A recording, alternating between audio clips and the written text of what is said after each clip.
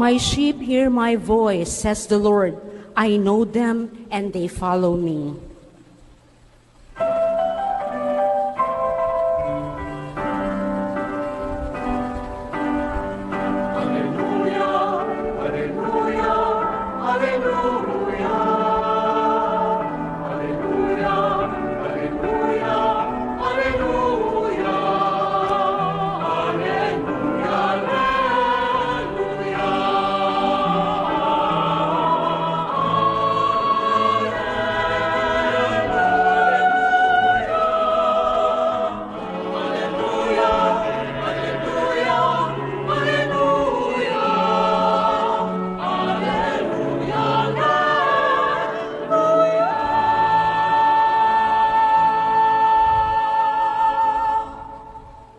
The Lord be with you. And with your spirit. A reading from the Holy Gospel according to Mark.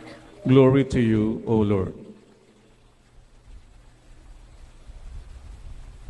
The apostles returned to Jesus and reported to him all that they had done and what they had taught.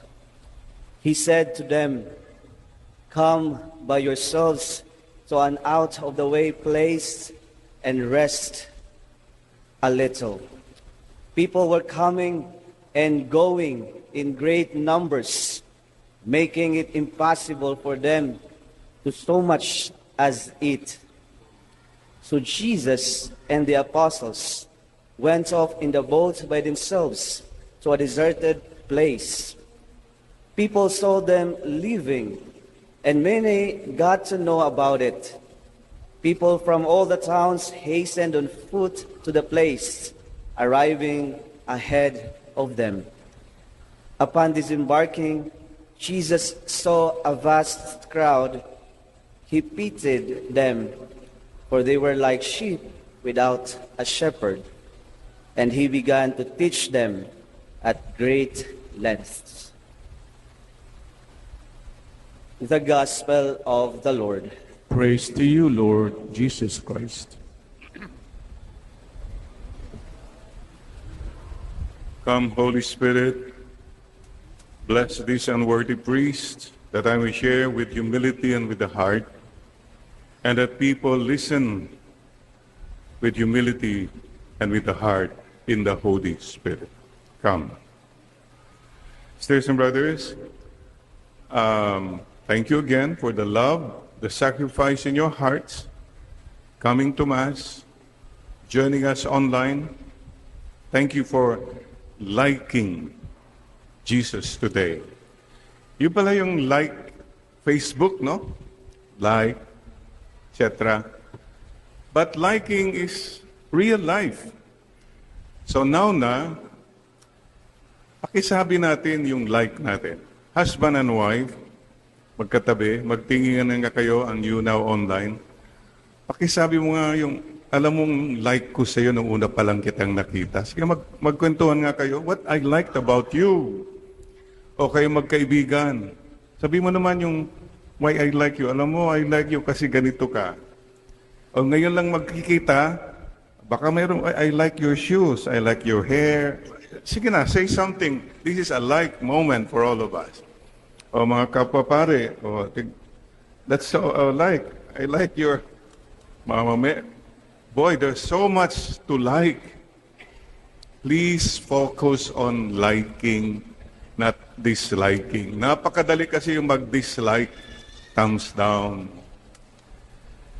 And liking starts with the most simple things, you know? Could be the looks. Tignan mo nga si husband mo, siya pa rin ba yan, yung looks niya? Pero like mo pa rin siya. Or maybe your life situation, okay to. Kasama ko sa hirap at ginhawa, mayroon siyang possibilities. Wow, may future ako. Could be like that. Or it could be because of a character. Ugali. And I think that's the bottom line. In the end, yung pong ugali ng tao that will really matter. Oh, Mrs., sabihin mo kaya sa kanya, hindi na kita like kasi love na kita. Yun. Kahit hindi na kita like, pero love pa rin kita. Then you're talking now what's really important. Naku nag-akapan si, ayan, kahit maputi na, kahit wala ng buko, mahal pa rin kita. Pwede bang tumayo kayo dito? Lucy, and yan, no? Yan ang true love. Talagang love pa. Ngayon po mga kapatid, see, today, the Lord, I was reading the gospel, and I was, well, ang daming anggulo ng gospel, but why do I like Jesus? Ang dami na dyan. Famous siya, magaling siya, son of God siya, etc. But when you focus on the character of Jesus in this gospel, three things become clear. I like his character. Number one, he was a man of prayer. He was busy. He was famous. But he knew how to pray. I respect people who know how to pray. Ang dami dyan, magaling magsalita, maraming connect, famous ka, mayaman ka. But the bottom line for me is, are you a man? Are you a woman of prayer? Sa akin po, yan ang pinakamalalim na karakter ng isang tao. Marunong magdasal, marunong makinig sa Diyos, marunong matakot sa Diyos, then you're a man of character, a woman of character. Alam po nyo, hindi mo malalaman daw talaga ang karakter ng isang tao. Mayroon nga pong kwento, father and son were walking, sabi ng anak, Dad, did you hear that in some countries, the husband will not know who his wife is until they get married? Meron po mga ganun, no? Ang sabi ng husband, no, my son, not only in some countries, everywhere, the husband will not know hanggang kinasal na sila. Because the real character comes out already. Sisters and brothers, today the Lord tells us, imagine, busy sila. What did Jesus tell his disciples? Come, alik kayo, let's rest a while and pray. Iwanan muna natin the crowd. For a person to be able to do that, sa akin po, that's a man, a woman of character. When you can say to the world, no, my appointment now is my appointment with God. I can leave everything because I have to connect with my God. Be men and women of prayer. Sisters and brothers, you know, if a person knows how to pray, hindi po siya nagiging mayabang. Hindi po siya mababaw. Hindi po siya masungit at nananakit. Because mayroon siyang Diyos who is bigger than him, than her. Jesus was a man of prayer. Number two, Jesus had a compassionate heart. The gospel says his heart was moved with pity because they were like sheep without a shepherd. Mark chapter 6:34. Hindi lang po magaling, hindi lang po kung ano-ano, pero ang tao pong marunong maawa sa kapwa-tao. As a man, a woman with character. Napakadali po kasing sabi, ay wala, dapat wala yan. Hindi, dapat di kaawaan yan. It's so easy to rationalize and say, para hindi tayo ma-disturb. But still, the challenge for all of us is to go the extra mile. Yung extra mile po, yung hindi na dapat pero nandiyan pa, di sige. and to give that extra smile. Ang hirap nang ngumiti pero ngingiti ka pa rin. Then you have compassion. Sisters and brothers, remember, I don't know who said it, marami akong nakalimutan na kasi lumaki kami sa farm kaya hindi ko maalala. But somebody said, people don't care how much you know as long as they know how much you care. I keep telling, stop being impressive. Mas maganda po yung expressive. Ang buong buhay mo, nagpa-impress ka lang ng nagpa-impress.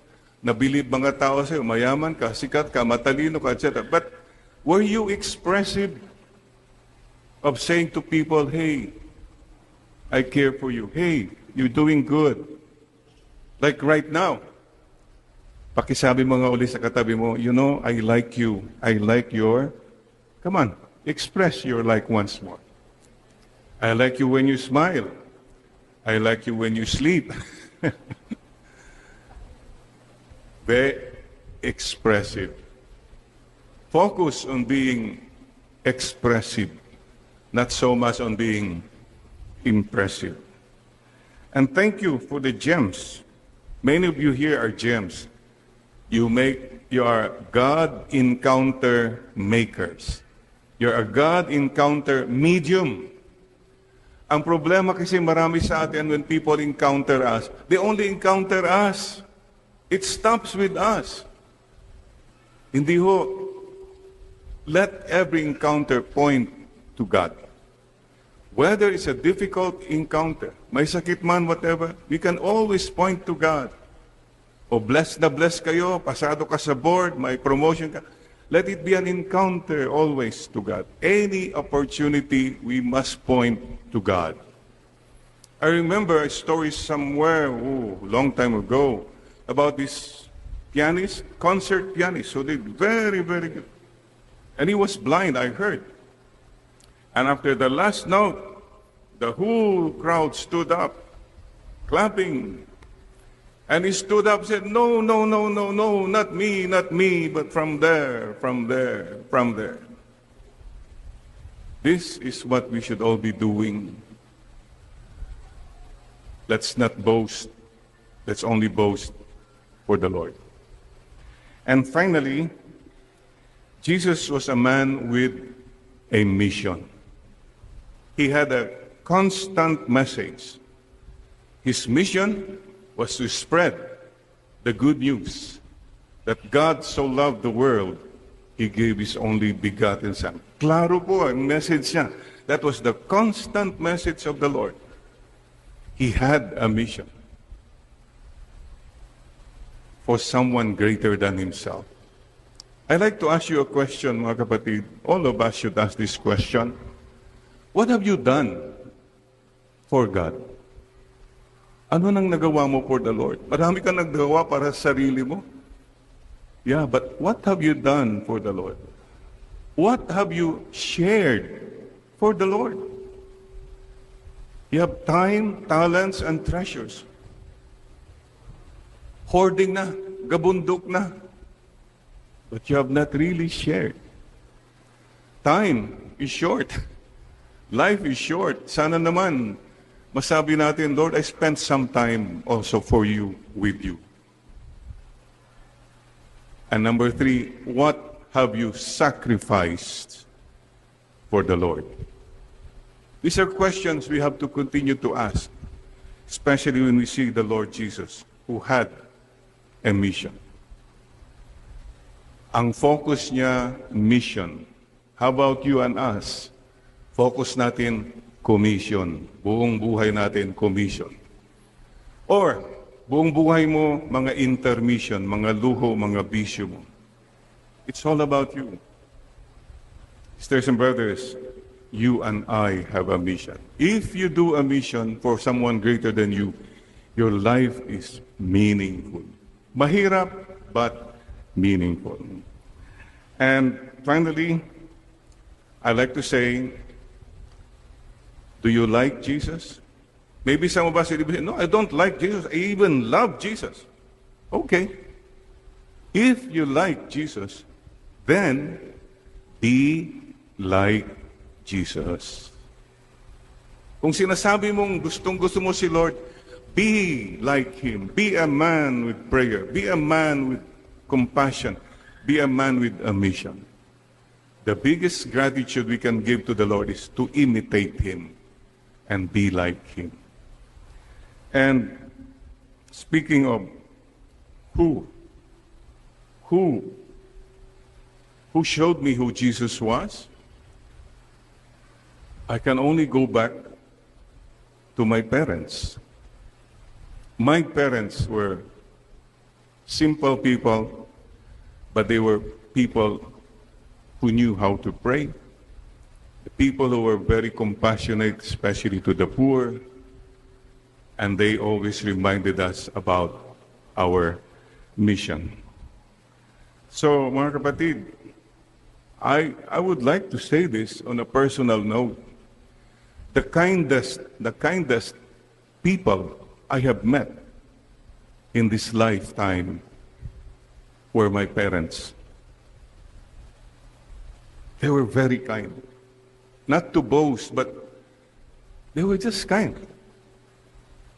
Sana po, mga magulang na nakikinig, mga magiging future na mga magulang, sana mga anak nyo masabi nila, mga pinakamabait, the kindest people were my parents.